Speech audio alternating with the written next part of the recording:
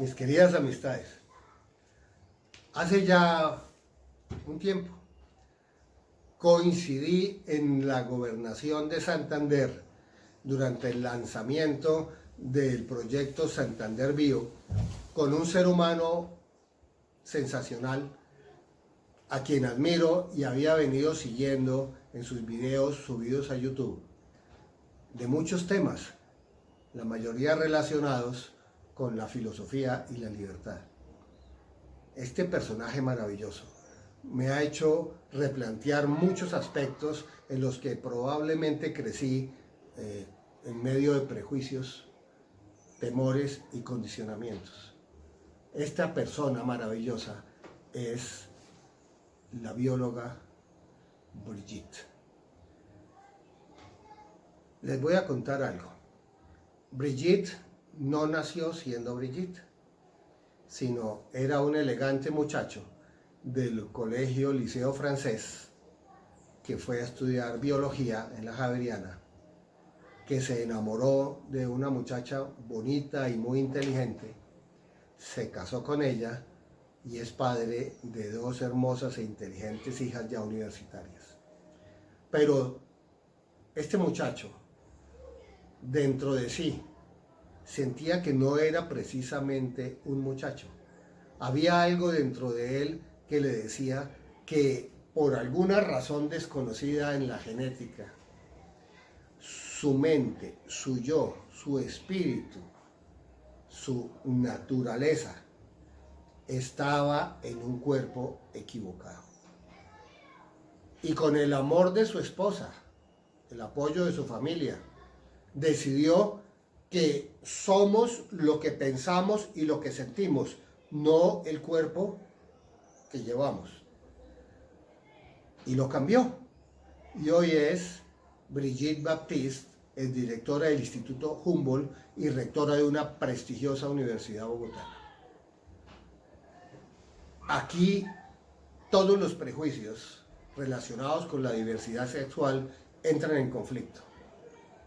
¿Es este ser homosexual? Pues no, o sí.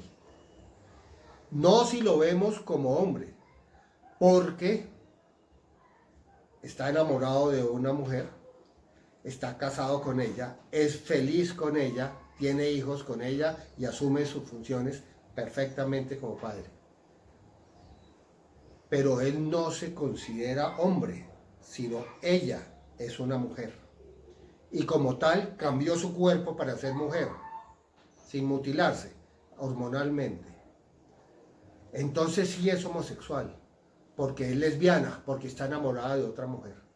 Fíjese usted cómo todos estos prejuicios y todos estos condicionamientos se derrumban ante la realidad. Es que no es lo uno ni lo otro, es un ser íntegro, honesto, valiente y enamorado. Qué situación compleja para estudiar, para hacerse una idea más clara de esta realidad y oponerse a las hordas de homofóbicos e intolerantes que hay por todas partes criticando en vez de respetando. Entonces me he puesto en la tarea de hacer una revisión como médico de un tema apasionante que no muchos quieren tocar, que es el tema de la sexualidad humana.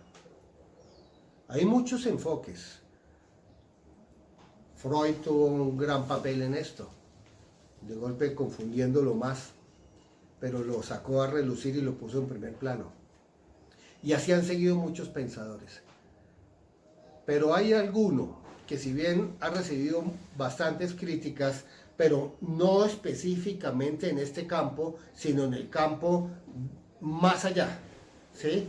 El de lo que pudiéramos llamar ya sofisticaciones o desviaciones de la sexualidad, en lo que no podemos estar de acuerdo con él. Pero en lo que tiene que ver con la descripción de los tipos de sexualidad humana, si bien ahora se les han cambiado los nombres, pues es bastante acertado. Este señor, Alfred Kinsey, a finales de los años 40, principios de los 50, patrocinado por la Fundación Rockefeller, hace el estudio más completo que se había hecho en la historia hasta ese momento acerca de la sexualidad humana. La pregunta era, ¿cuál es la conducta sexual del norteamericano típico?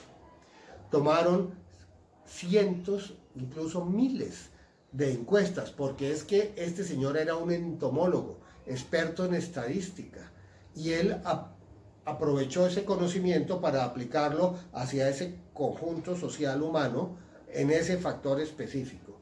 Y encontró, después de tabular muchas encuestas, en no solo ciudades capitales, sino también poblaciones pequeñas, y no solo en personas universitarias, sino en todos los estamentos de la sociedad, encontró que se podían agrupar en 6 o 7 categorías y que todas eran normales porque esas personas, salvo la enfermedad social del rechazo, se sentían pues agradadas consigo mismo. Y entonces dividió en grupos que llamó la escala Kinsey. La escala Kinsey, inicialmente de 6 casillas, después se le adicionó una séptima, va desde el grado 0 hasta el grado 6, ahora 7, y marca así. Grado 0 es el heterosexual puro. Heterosexual definido como aquel ser humano que desde la pubertad hasta la muerte, en todas las etapas de la vida, jamás ha tenido deseo ni fantasía sexual alguna con personas del mismo sexo. Luego se fue al 6, donde puso el homosexual puro, que es aquella persona que desde la pubertad hasta la muerte, en todas las etapas de la vida, no ha tenido deseo ni fantasía sexual alguna con personas del sexo opuesto. Pero luego vio que entre esos dos extremos había una gran diversidad, que la sexualidad no era blanco y negro, sino era toda una gama de grises. Y entonces encontró que en el 3, en la mitad, había personas que desde la pubertad hasta la muerte, o en distintas etapas de su vida, habían sentido deseo, atracción sexual y fantasías, porque algunos no la llevan a cabo, pero la sueñan, con los dos sexos en igualdad de proporción. Son los bisexuales. Pero es que había más. Estaba la casilla 1 y la 2, y la 4 y la 5. En la 1, que se acerca al heterosexual, y en la 2, él les denominó heteroflexibles, y los llamó de primero o de segundo grado. Son aquellas personas que desde la pubertad hasta la muerte y en distintas fases de su vida han manifestado deseo sexual, atracción y fantasías, preferiblemente por el sexo opuesto, pero en determinadas circunstancias, con mayor o menor frecuencia, también pueden funcionar con el mismo sexo, quizás en un papel más activo. Dependiendo de la frecuencia con que estos deseos y estas fantasías se presenten, se clasifican en heteroflexible grado 1 o heteroflexible grado 2, más cercano a la bisexualidad. Pero ¿dónde están el 4 y el 5? Pues son los famosos homoflexibles.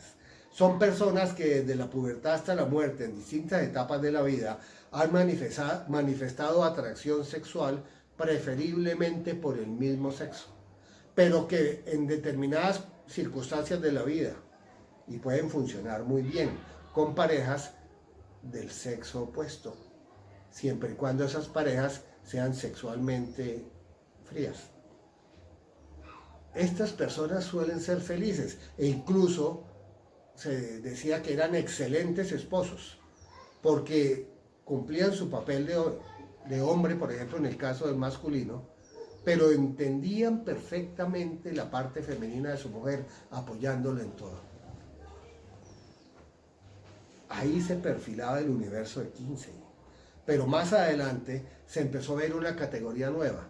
Son aquellas personas que desde la pubertad hasta la muerte, en distintas etapas de la vida, jamás han sentido atracción física, sexual, por persona alguna de su mismo o del otro sexo. Estas personas son los famosos asexuales. Entonces, tenemos heterosexual, heteroflexible de primer grado, heteroflexible de segundo grado, bisexual, bisexual de primer grado, homoflexible de primer grado, homoflexible de segundo grado, homosexual y asexual. Y ahí están las 7 categorías de la orientación sexual, que son normales porque se nace.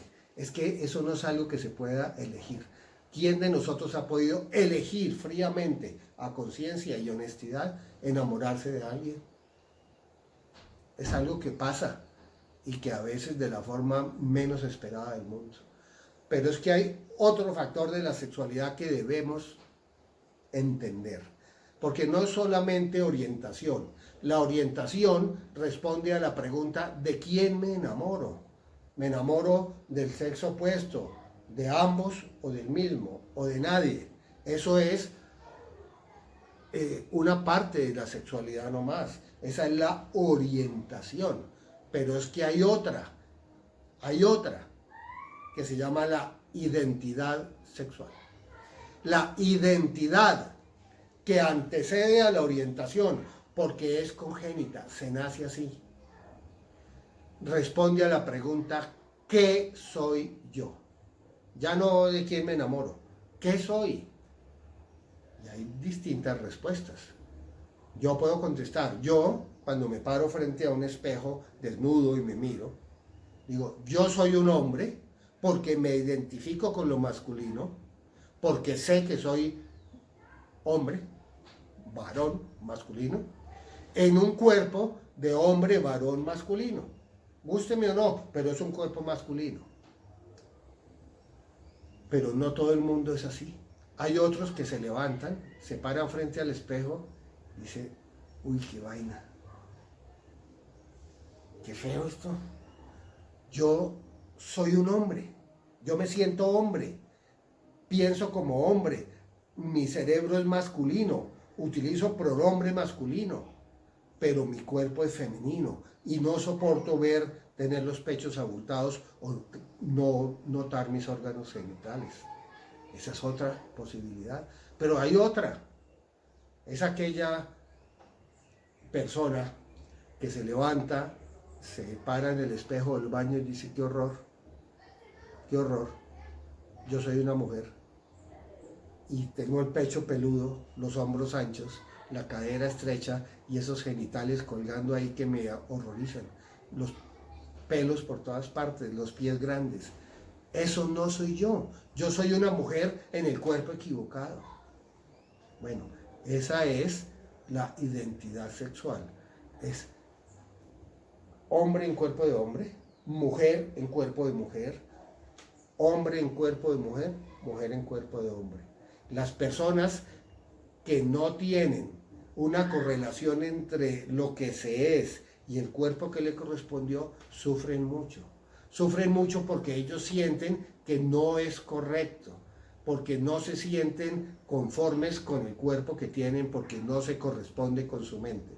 Estas personas tienen todo el derecho a utilizar la ciencia para que les ayude a tiempo a corregir esto, porque no es cambiar la mentalidad como lo hacían antes, no, es cambiar el cuerpo, y eso hormonal y con cirugía, si lo desean, se puede hacer. Son los transexuales, y no necesariamente son homosexuales. Por ejemplo, el caso que vimos para abrir esta charla, aunque ella llega a la conclusión que sí lo es, porque es lesbiana, pero donde no le gustaran las mujeres, sería un heterosexual transexual, y había que respetarle perfectamente su naturaleza, porque nació así y porque definitivamente tiene derecho a ser feliz. Y luego, después de haber visto lo que es la identidad sexual y aprender a respetarla sin juzgar y sin prejuzgar, simplemente apoyar, y haber visto la forma como nos enamoramos independientemente de la identidad que tengamos, pasamos a otra consideración que la gente confunde y que piensa que por la conducta sexual, lo que usted hace para alcanzar el orgasmo, usted va a poderse clasificar ya sea en identidad o ya sea en orientación. No, son cosas distintísimas. Un acto sexual, homosexual, sin conciencia de homosexualidad, simplemente por curiosidad o por picardía o por morbo, no es homosexualidad, para nada. Entonces, mucho cuidado con esto.